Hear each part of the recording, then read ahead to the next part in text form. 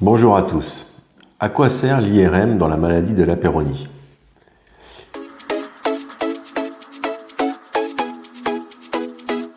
L'IRM est un examen d'imagerie médicale qui permet de faire le bilan dans la maladie de la Peyronie.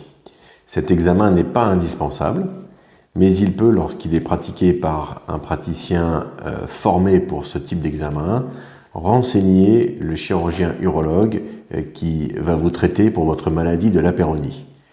L'examen d'IRM permet notamment de mettre en évidence les plaques de la Peyronie lorsque celles-ci ne sont que peu visibles ou peu palpables à l'examen clinique. En effet, l'IRM va permettre de retrouver les plaques fines ou encore les plaques qui peuvent être profondément situées à l'intérieur de la verge lorsqu'elles sont parfois difficiles à trouver lors de l'examen. L'IRM permet également un deuxième type d'information qui est la mise en évidence d'un phénomène inflammatoire. En effet, à l'examen clinique ou encore à l'échographie, on ne peut que mettre en évidence la présence ou non d'une plaque. L'IRM apporte un examen supplémentaire qui est une analyse du tissu au niveau de la plaque lorsqu'il existe une plaque. Cette analyse du tissu va permettre de savoir s'il persiste une réaction inflammatoire. Dans ce cas, les tissus contiendront plus d'eau qu'à la normale, donc il y a une infiltration des tissus. Et ce type d'information est susceptible de guider le traitement.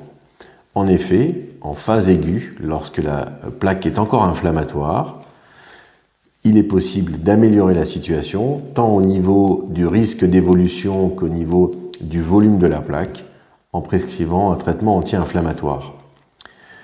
Usuellement, en l'absence d'IRM, on se contente de considérer que l'on se trouve encore dans la phase inflammatoire lorsque la plaque est douloureuse ou qu'elle se déforme encore. L'IRM permet d'analyser plus finement la situation et de guider la prescription éventuelle d'un anti-inflammatoire afin de mettre fin de façon définitive à l'évolution de la plaque. L'IRM a un dernier avantage qui est celui d'aide au diagnostic différentiel.